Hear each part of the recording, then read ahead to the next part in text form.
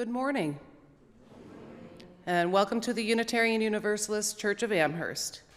I am Angela, and my pronouns are she and her. We are so glad you have chosen to be here virtually and in person. Our minister, Reverend Michelle Buhite, is on sabbatical leave through August, and services during this time will include guest speakers from near and far, and assistance from the sabbatical team thoughtfully assembled by Reverend Michelle, and even more assistance from our tech crew, our greeters, weavers, ushers, musicians, and coffee makers who seek to create a safe and inviting space for all who enter the sanctuary of UU Amherst. For those in the chapel, I invite you to put your phones on reverence mode, silencing them so that you and all may be fully present and free from distraction. We also ask that you become aware of the closest exits in case of fire or any emergency. There are double doors at the back of each side of the chapel. There's also a door behind the chancel. And in addition, for the little ones or the other ones who need to move around during service, there's an area in the back that we call our atrium that goes out that way and flows through the dining room and living room, and you're free to use all that space to read or play a game or color or whatever you'd like.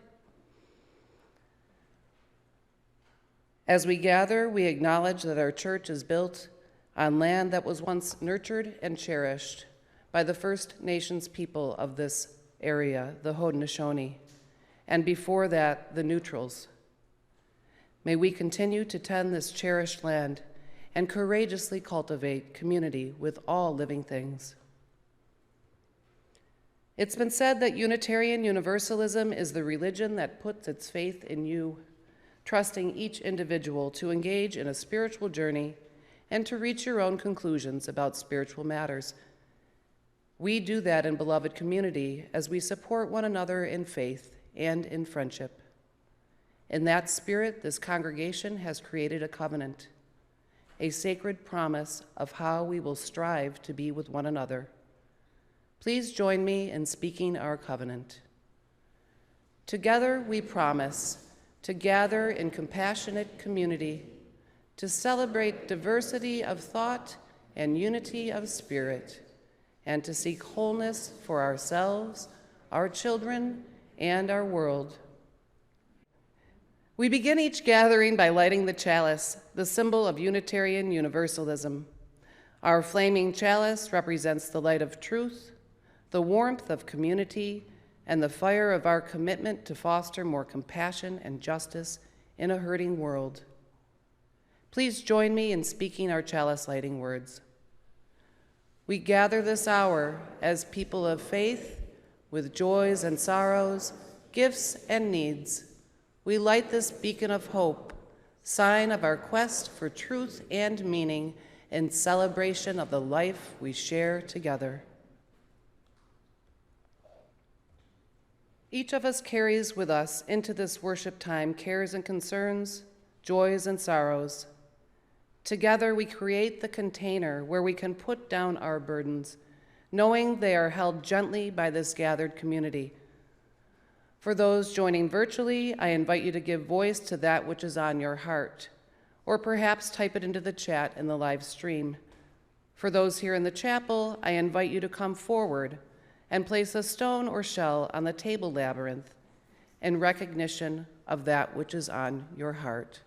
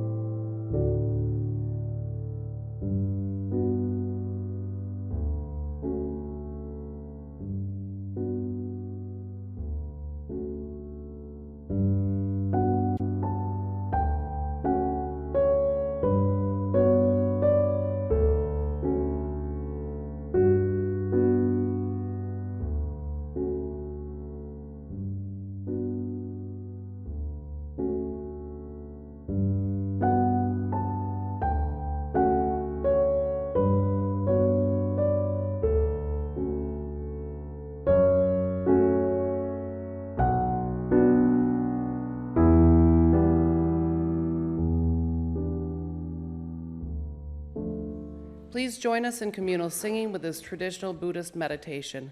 It can be found in our teal hymnal, number 1031, called Filled with Loving Kindness. May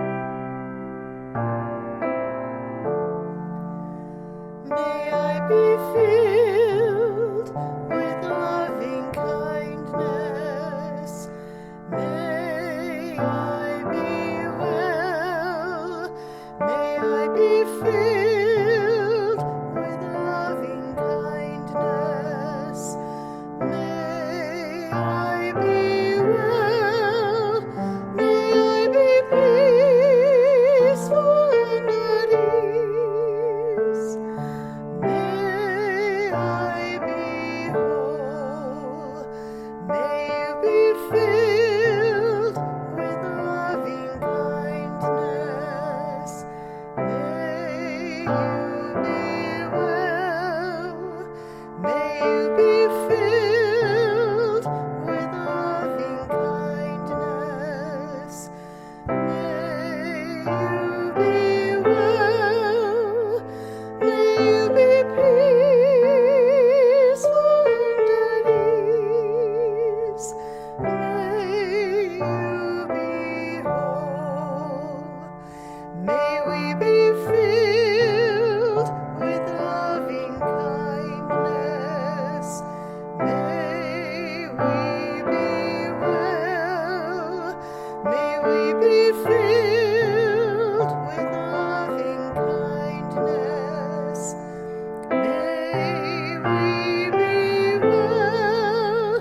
May we be peaceful and at ease. May we be whole. May we be whole. Reverend Amy Beltaine provides a UU ministry of spiritual mentoring through individual and group appointments, Sunday services, rites, and rituals, helping friends and family of the oppressed to break open instead of being broken by the pain in the world. When her spouse Hawthorne and Amy are not pulling their little home behind them, they are at home in Portugal or in Portland, Oregon. A graduate of Meadville Lombard School for the Ministry, Amy is on the coordinating committee of the UU Spiritual Directors Network and chair of the Spiritual Direction Program at Cherry Hill Seminary. Amy is a nearly lifelong, earth-honoring process pantheist and aspires to become a love ninja. Good morning. I'm glad to be here. I'm Reverend Amy, and I use she, her pronouns. We're in a circle of relationship and mutuality. We're in a circle of intention. We're in an interdependent web created by electronics and networks, and we're part of a dual net created by hearts, minds, and spirits in this time, taken out of our day and set aside to be together in shared reflection, joy, and sorrow, in shared, beloved community. We are gathered to give thanks for the blessings, give thanks for all that the earth provides, give thanks for the harvest that comes from our hard work, give thanks for the presence of abundance in our lives. Source of grain, of sun, of rain, we pray with our hands and our voices for a world of love and justice, for an abundant harvest again. Come, let us worship together.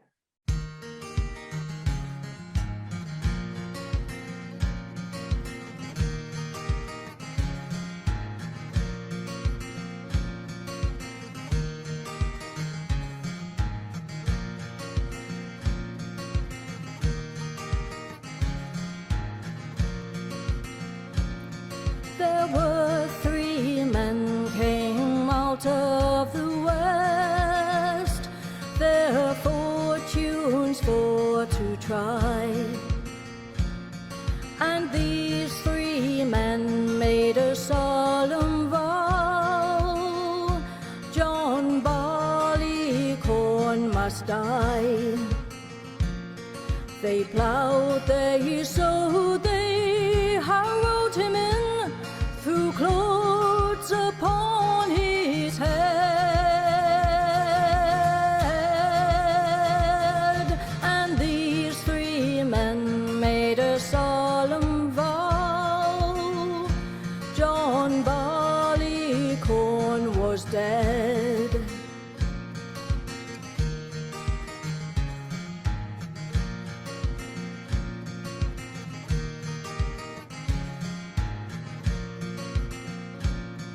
They let him lie for a very long time, till the rains from heaven did fall, and little Sir John sprung up his head, and so amazed them all. They let him lie till midsummer's day, till he looked both pale and wan,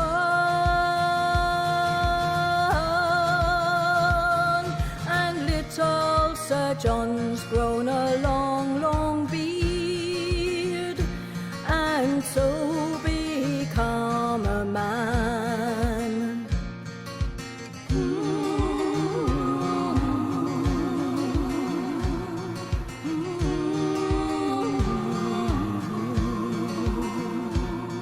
They hired men with their scythes so sharp to cut him off at the knee. They rolled him and tied him by the waist, serving him most barbarously. They hired men with their sharp pitchforks, who pricked him to the heart,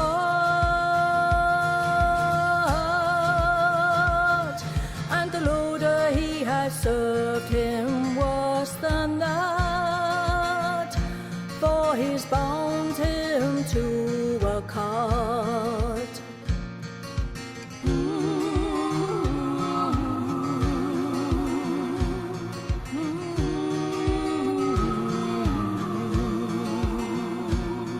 They wheeled him around and around a field, till they came upon a pond,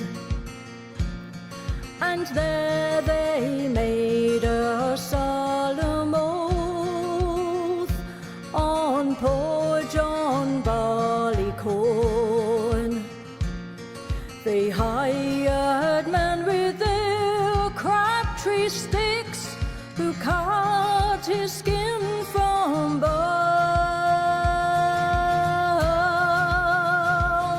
and the miller he has served him worse than that, for he's ground him between two stones.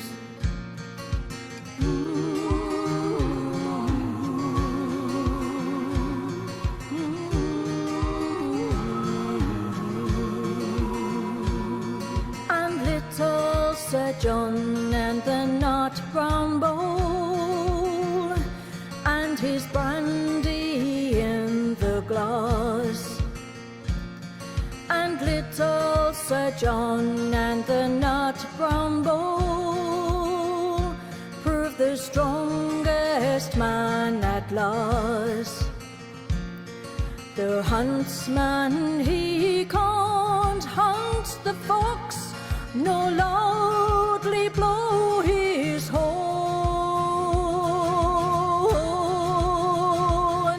and the tinker he can't mend kettle or pots without little Barleycorn.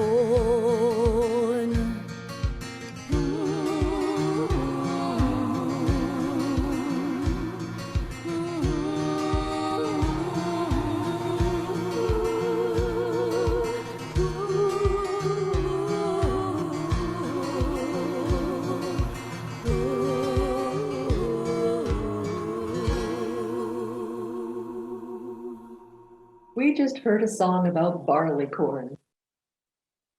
So one thing you need to know is the song is hundreds of years old. It's from Europe. And in old Europe, corn isn't sweet corn.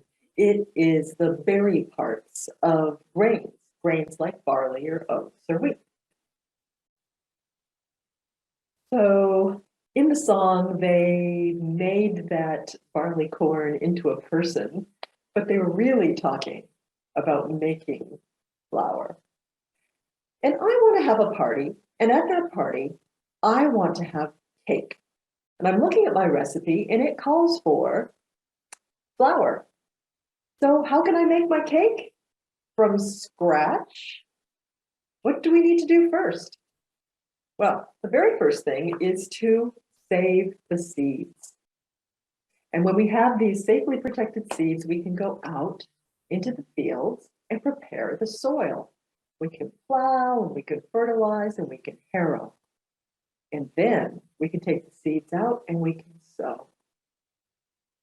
Well, that's what you do in the spring, and then you wait. You wait and let the sun do its work and let the rain do its work.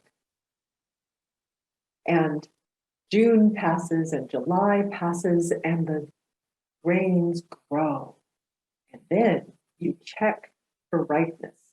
When the barley corn is ripe, and wheat does this too, actually, there is a beard hanging down from the grain. And you check for color. When it's ready, when it's ripe, you cut the grain and you dry it in your barn. And then you thresh it. Threshing is to knock the stems and the husks away from the berries. Then you winnow it. You blow the husks away from the heavier berries. And then you have the berries, the barley corn, and you grind that into flour. Then and only then you can follow the recipe that calls for flour. And you can make breads and cakes. Or if you're a brewer, you can follow the recipe for fermenting and turn that barley into malt liquor, whiskey, brandy, or beer. Now, those folks in old Europe, when they wanted to have a party, they would make oat cakes, which some people call love cakes. The world is feeling kind of unrelenting in the work that we're called to do. So much harrowing, planting, harvesting, sowing, threshing, winnowing, grinding, and baking. We need the love cakes. We need the joy. So here's a little musical interlude of joy for you. Without further ado, we should present our song for you. Are you ready? Okay. Okay. I'm gonna bake you a love cake. I'm gonna bake you a love cake. I'm gonna put it on a love plate and serve it up to you.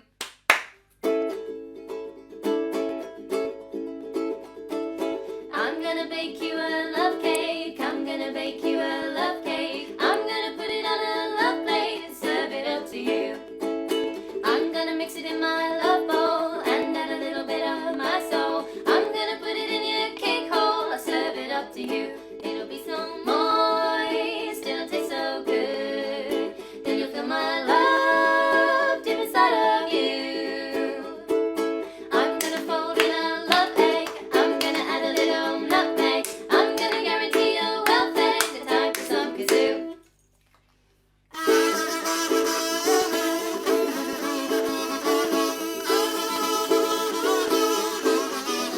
It'll be so moist, it'll taste so good. Then you'll feel my love deep inside of you.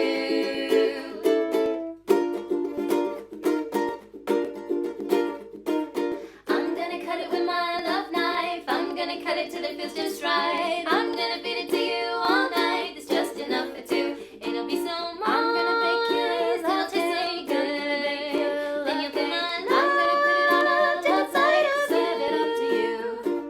I'm gonna bake you a love cake. I'm gonna bake you a love cake. I'm gonna put it on a love plate and put it in your mouth.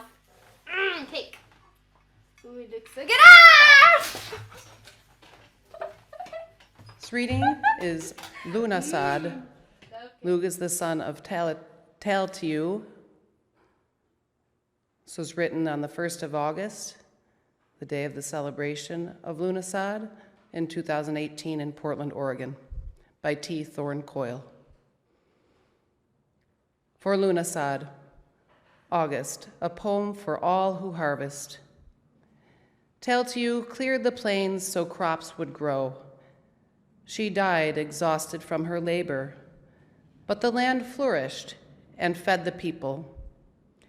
And the cycle emerges, labor and death, death and labor, and the ones who write the histories or those who exploit them are the ones whose names are remembered. Exploitation, degradation, the sweating brow and beating heart, the tears, a wish for a better life. These stories are too often seldom told. The sun sleeps this morning, sirens Doppler by. Here in my town, children cry, separated from their parents. Just south, men are caged. They come from Southeast Asia, Central America, Somalia. They came, hoping for a fertile place, for fields already plowed. They came, fleeing guns and rape and sudden death that comes at night. They were met with guns. It is August. Fruits lay rotting in the fields, in need of water and strong backs to stoop and hands to pick, and skin to split open from the sharp slash of a corn husk. I eat blueberries, my life made comfortable from the sacrifice and sorrow of too many stolen lives. How shall I honor them? Games were set in Taltiu's honor, but the day was named for her foster son, the one who did the honoring, not for the one who labored until she died. What shall I name this day? We call it 1st of August, for some ancient emperor, some exploiter, some oppressor, some imperialist, some enslaver. I name it Day of Immigrants. I name it Descendants of the Enslaved. I name it Stolen Land. I name it Survivors of Genocide. I name it Day of Laborers. I name it the Sacrifice of Harvest. I name it Gratitude and Sorrow, all in one. I attended high school in Oregon, in the Willamette Valley. My girlfriend, at the time, worked all summer in the fields. I often went with her to keep her company. In August, we climbed up into the combine and drove around in circles, cutting the wheat. The combine does the hard work. It cuts the grain, threshes it, and then pours the berries into the truck alongside. She worked at night because it was better than roasting in the heat of the day, but even at night it was still hot and dusty. Dust got through the windows of the cab, dust got through the bandana on my face, dust got into everything. And it was noisy. The engine roared and the cutting blades clattered while the threshing paddles thumped. The wheat swooshed through a spout in a golden cascade into the collection trucks in a slow vehicle ballet. On the best nights, we watched the giant orange harvest moon rise up over the fields into the dark sky. The moonlight changed the colors of the fields into something Mars-like or some unknown world. After riding in that combine, I began to appreciate the amount of work that goes into every cake and every loaf of bread. Many farm workers did their part, but it used to be even more work. Here in Portugal, some of the old harvesting methods are still used. I still see cobblestone threshing and winnowing circles where people are doing all the work of the combine by hand. Hard, sweaty work. No wonder they needed to pause for harvest celebrations.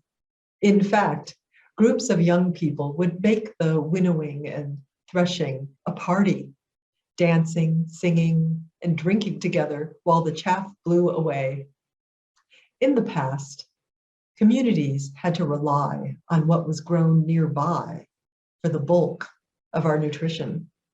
High summer, before the first harvest, was one of the leaner times of the year.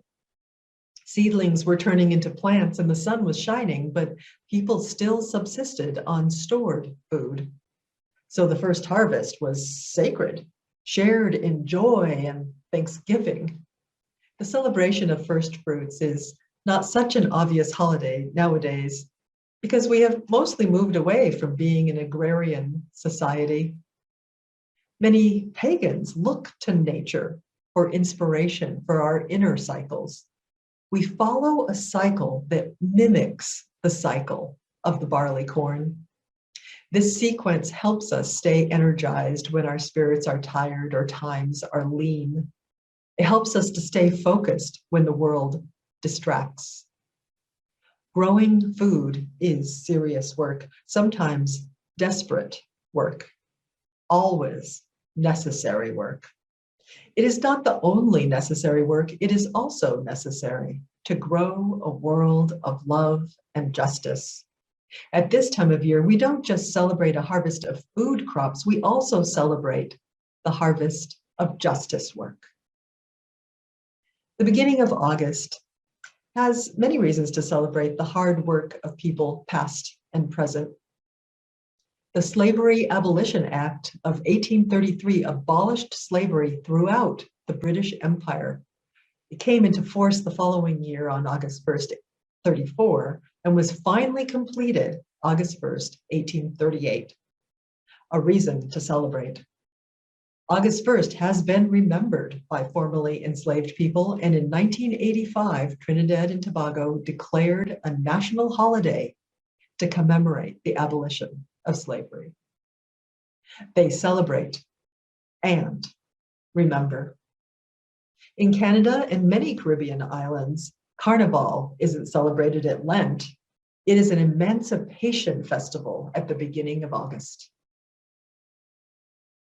Abolition does not come to fruition magically. The 1833 law and in the US, the 1863 Emancipation Proclamation were the result of years and years of work. Change requires dreaming, working, and steadfast tending. It requires planting ideas and ripping out weedy restrictions. It requires sacrifice and rest and steadfast labor.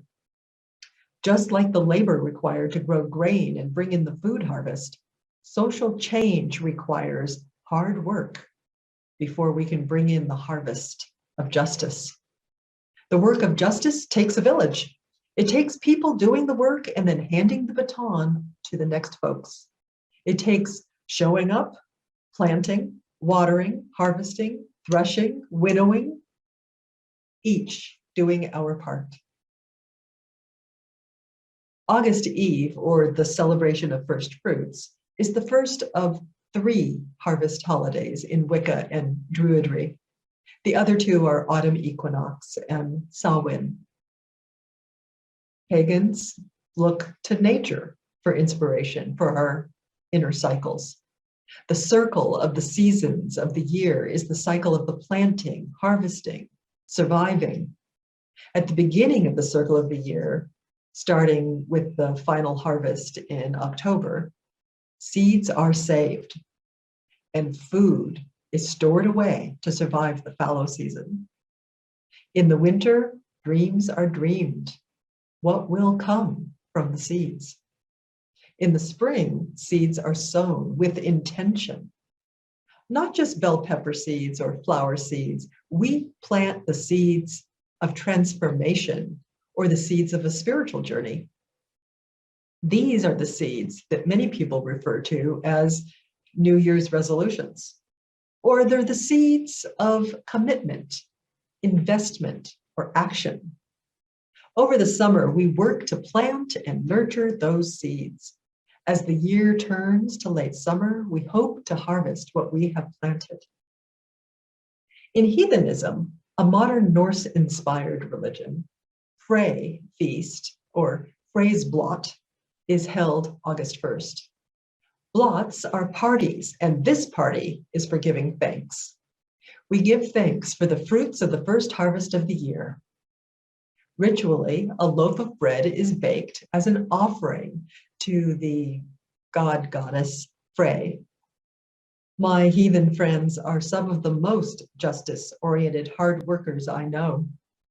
Making and keeping oaths is a sacred practice for them. In Celtic tradition, the first harvest is sacred to the god Lugh. Some think of Lugh as a sun god, similar to Apollo, which makes sense because the sun is so strong at this time of year. Others see Lugh as the god of keeping oaths and fulfilling promises. Isn't that what New Year's resolutions are? Promises? This is a time to check in and see what you have done so far this year to create a world of love and justice. What promises did you make to yourself? What oaths did you take in service of love? This is the time to check your idea seedlings to see if they are bearing fruit. This is a time to check in with your community to see how you can help one another with the harvest. Growing justice is serious work, sometimes desperate work, always necessary work. And one of the gifts of the indigenous and pagan paths is the understanding that serious work requires joy. Lughnasadh customs in Ireland, Wales, and Scotland are often parties and sometimes rituals of fulfilling promises. One custom is to make a commitment to get to the top of a hill or a mountain at Lughnasadh. People do that still in Scotland, although it has been recast as a Christian pilgrimage. Climbing a mountain takes commitment and community. I vividly remember a pilgrimage I took with friends when I was 12. We decided to climb Elkhorn Mountain in Eastern Oregon. No, our parents didn't know that we had left Anthony Lake Campground to pursue adventure. It was way harder than it looked from the campsite. We pulled ourselves up by tree roots and clambered over rocks. We sweated, we skinned knees. We each had our moment when it seemed too hard. And someone whined, "I can't do it." The older kids helped the younger, and we encouraged each other. We took breaks, and we got there. At the top of the mountain, the view was spectacular, and we danced and whooped in joy. I still feel the pride of working together to reach the top. Our ancestors have many traditions around the harvesting of grain, whether it be wheat, rice, millet, barley, or oats. They all involve communities and joy. Many call this holiday Lammas, which is an Anglo-Saxon word meaning loaf mass. On Loaf Mass Day, some communities have church processions to bakeries where the bakers are blessed. Ancient Romans called on Ceres to bless their grain. Greeks honored Demeter. Egyptians invoked the brother and sister Neper and Nepit. The Incans called on Maize Mother, Saramama or Mama Zara. The Cherokee celebrate Selu, the Corn Mother. A Nigerian or Brazilian might thank the Orisha, Oko, for the grain harvest. Chinese households still leave an offering of the 5 grains for the kitchen gods.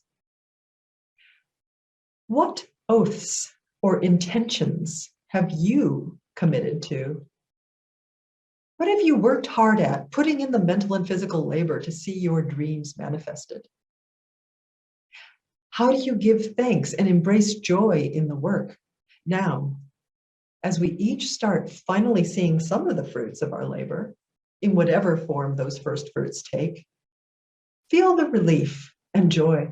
Our work was not in vain. It's time to celebrate. The lesson of First Harvest is about what we can accomplish with dreams, plans, work, and celebration. We need to pause because the work is not over. And now, let us pause and sing together. Our hands will work for peace and justice. Our hands will work to heal the land. Gather round the harvest table. Let us feast and bless the land. Our hands will work for peace and justice. Our hands will work to heal the land. Gather round the harvest table. Let us feast and bless the land. Our hands will work for peace and justice. Our hands will work to heal the land. Gather round the harvest table. Let us feast and bless the land. Our hands will work for peace and justice. Our hands will work to heal the land. Gather round the harvest table. Let us feast and bless the land. Our hands will work for peace and justice. Our hands will work to heal the land. Gather round the harvest table. Let us feast and bless the land. Our hands will work for peace and justice. Our hands will work to heal the land. Gather round the harvest table. Facebook just reminded me that a few years back, on August 1st, the birds were singing, there was a nice breeze, and I was feeling joyful because we had just completed grocery shopping. As we crossed the parking lot, I hopped up on one of the cement end-of-spot barkers and pretended to walk a tightrope. When I hopped down, I saw my 30-year-old son giving me a puzzled look. Sometimes I forget that my random enjoyment of nonsense and willingness to play is unusual. I'm grateful my mom gave me that gift. I wish everyone felt the call to celebrate and live in the moment. It's even better when it's shared. That's a powerful gift from paganism and indigenous spiritualities, the spiritual practice of communal, rapturous ritual. In Western culture, we approximate the experience in dance clubs with pounding music and ecstatic dancing. The music and dancing of Carnival is based on traditions that traveled across the ocean along with the captured peoples from Africa. Celebration helped them stay alive and nurture a future when their descendants would no longer be enslaved. Communal celebration helps us cope with feelings like melancholy and shame, and helps us survive social atrocities and brokenness. We create the feeling of communitas through revels of feasting or dancing or song. And it's been hard to engage in communal rapturous ritual during pandemic. Where is our communitas? We've had to learn to sing together while apart over Zoom connections, to celebrate over phone calls, and to dance with trees. And it's been hard to figure out how to be in community again, acknowledging the many things we learned while figuring out how to include everyone while socially distanced. We can't return to the usual. We have to create the new. This First Fruits holiday is a reminder that we've been working hard, and we need to take the time to stop, to celebrate, and acknowledge the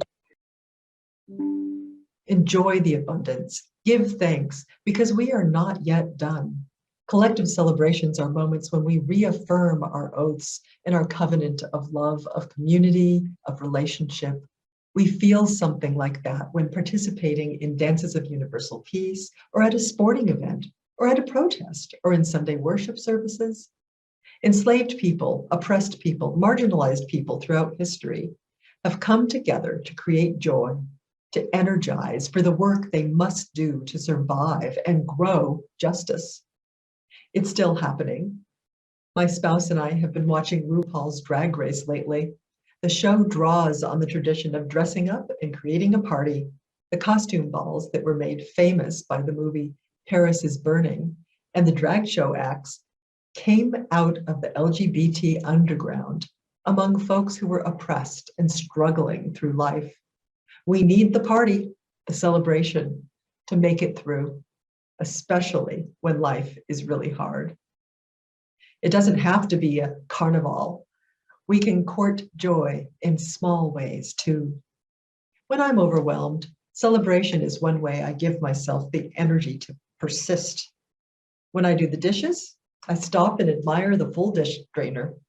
When I have a full day, my spouse and I share a high five or a giant imaginary check mark in the air together. What are the ways you celebrate? What things can you start celebrating that you have not been celebrating in the past? Let's celebrate the small things along with the large things. We all possess a capacity for mystical euphoria. Why do we put it to use so seldomly? I invite us all to lean into community. Use your communal magic of joy to build the world we dream of. Let joyful song and celebration reaffirm your love for your community and your commitment to growing justice. Celebrate the sheaves you are bringing in. What are you thankful for? Let us give thanks together. So mote it be. Ashe, Aho, Suha, Amin, Amen. Blessed be. You can support the work and mission of this congregation with your financial contributions. For those in our chapel today, you'll find baskets at the back to receive your gift. For those participating virtually, I invite you to take a moment to visit our website, uuamherst.org, and click on the giving link, or text your gift to 833-987-1968. Please join me as we extinguish our chalice with these familiar words. We extinguish this flame, but not the light of truth, the warmth of community, or the fire of commitment. These we carry in our hearts until we are together again.